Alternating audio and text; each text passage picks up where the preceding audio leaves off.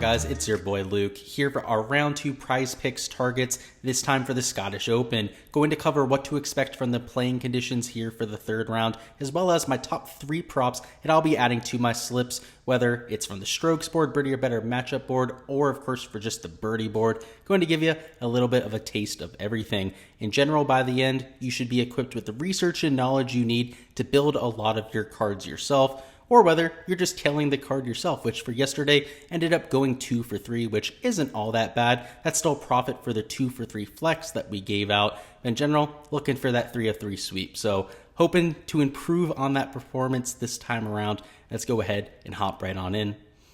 All right, I've got Data Golf up, and we can do so to look at round 2 to see how the course played, which was very difficult, kind of like round 1. Right around 2.5 strokes over par, and in the morning played significantly easier than the afternoon. So if we take a look at round 1, you'll see that that was also the case, but even more so, it was right around a 3.2 shot difference. In round 2, it was just right around a 1.4 shot difference. If that's significant, I mean, if you're talking about a large sample size, trying to project players, that is going to sway almost every single projection one way or the other from the prize picks board, because the one thing I've noticed about their projections is that they don't take in mind when players tee off enough. I mean, like we said, over the first 2 rounds, a 3 shot and a 1.4 shot difference between the 2 waves. That's certainly something that we'll look at here for the next round, especially because the weather here for Saturday looks exactly like it did for Friday. So first off, it looked at Friday's weather, which was pretty flat, but a little bit lower wind gusts there in the morning than what we saw in the afternoon. And here for Saturday, it's the same exact story. Slightly lower sustained winds in the AM hours, as well as the wind gusts there for much of the day. But in terms of the scoring conditions, that didn't matter on Friday. We still saw a 1.4 shot difference. A lot of that due to how receptive the greens were. In the morning, it was a lot easier to hit balls to 5 to 6 feet. When they ended up hitting the green, they'd roll out 5 to 6 feet and stop at that location. But by the afternoon, you'd hit the front of greens and have the hard time holding the back of them. It was a completely different golf course. It was playing like a US Open or PGA Championship would in this heat of the summer. Hard, firm and fast greens like you like at major championships. But this was just for the Scottish Open, an event that played to 20 and 22 under par over the last few years. So certainly gaining a new identity, but obviously now it's a co-sanctioned event. It has 160 players. It has all that prestige, all of the extra awards that go along with winning this event. So no doubt, they're taking it a lot more seriously, and they're giving us a much more difficult golf course and setup. So as a result, I'm certainly looking at AM players, particularly because we expect the weather to look exactly like it did on Friday.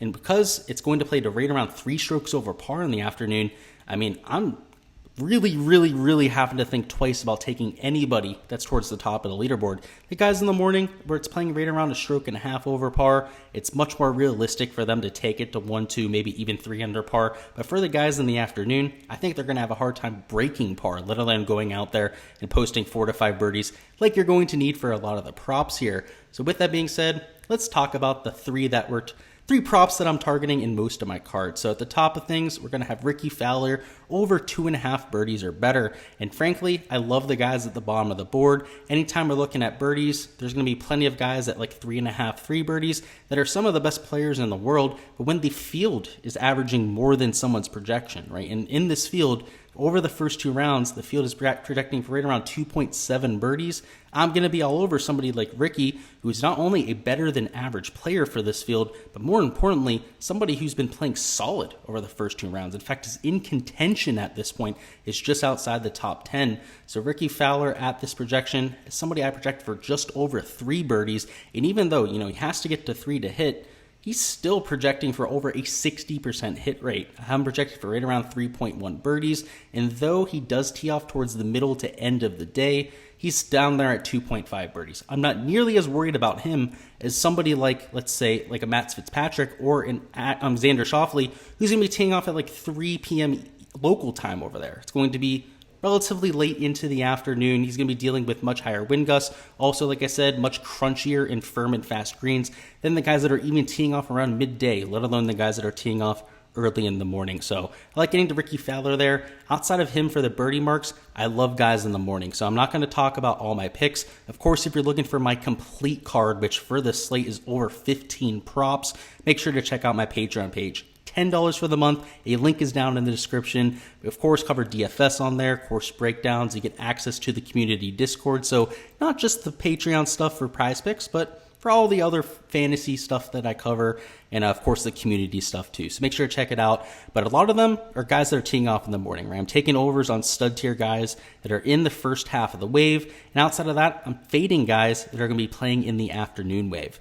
So we go over to birdie or better matchups. Maybe we don't have to talk about matchups, or I should say waves, quite as much, because most of the matchups here are for guys that are teeing off at least within a few groups. But for strokes, it's especially important. I mean, even more so than when it comes to birdies, because like we said, the stroke difference between the two waves was 1.4 strokes. The birdie difference between the two waves was not 1.4 birdies. In fact, it was less than 0.7 birdie difference between the two waves when it comes to their production. So while birdie production doesn't just spike when the wind dies down, the bogey production does. When the wind gets up there, you're going to make a lot more bogeys than you would otherwise. So with strokes, I'm going to be extremely selective with anybody I'm taking an under on. And one of the few players I am taking an under on is going to be Jordan Spieth. He's teeing off in the first half of the day, and to this point has played some mediocre golf. He's had a few bright spots, but today was an absolute train wreck with the putter. Was missing multiple times from 5 to 10 feet, missed from within 5 feet multiple times as well. So in general, you're going to lose a ton of strokes putting when that happens. But outside of that, was hitting plenty of fairways, hitting plenty of greens, and frankly, putting himself in opportunities to score. He just wasn't taking advantage of them. So for him at 71 strokes, I'm expecting a bounce back, and more importantly, plays in the advantageous of the two waves. But outside of Jordan Spieth, I'm definitely looking to play guys for under that are in the morning, especially elite tier players, and especially guys that are at even numbers. So that's what I'm looking at for most of my unders. For overs, of course, taking overs on the guys in the afternoon. Now for stud tier guys, like a Fitzpatrick and Xander, I'm a little bit less likely to fade them just because they are stud tier players for a reason, but some of the lower tier players in the field that are teeing off towards the end of the day are prime candidates for a fade.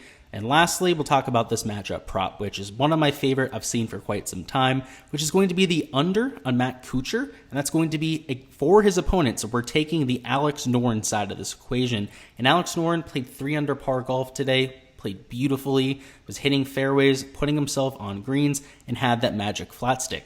The recipe for success we've seen for Noren for quite some time.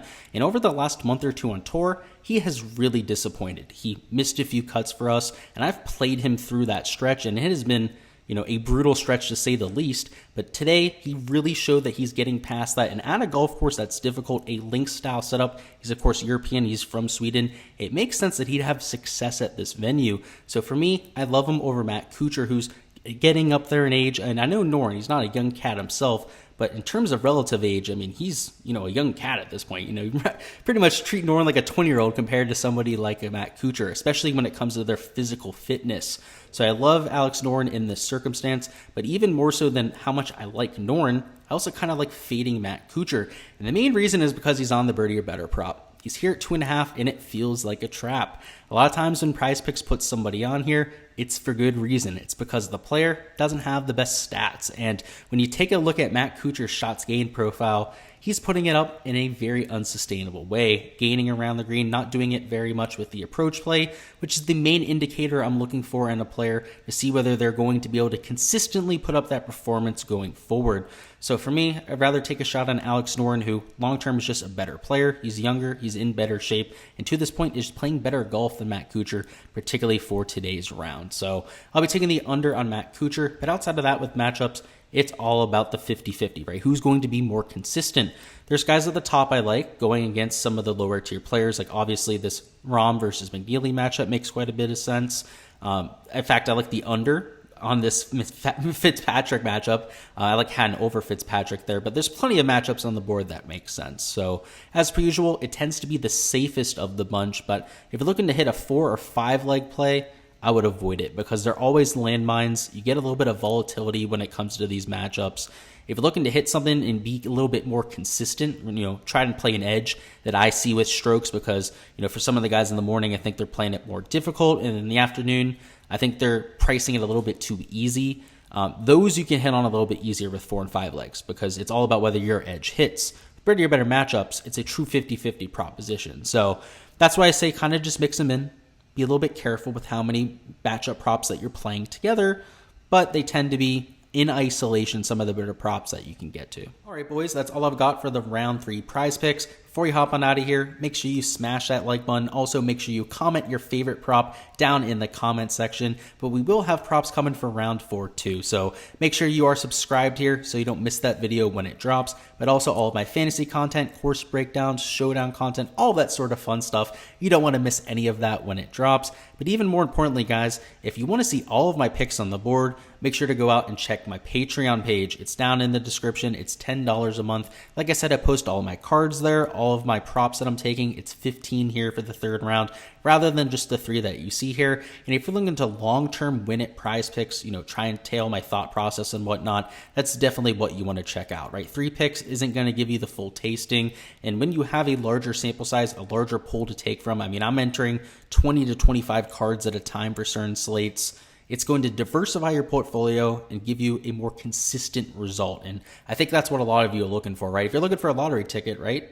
Take my 3 picks, add your 2 favorite, and take with a 5-leg parlay, right? Have some fun with it, right? But if you're looking to actually grind out ROI, definitely recommend checking out the Patreon page. But outside that, guys, I appreciate you stopping by, enjoying the content, showing me all the love that you do here on the channel. Until next time, best of luck with all of your lineups, all of your slips here for the 3rd round, and let's get this cash.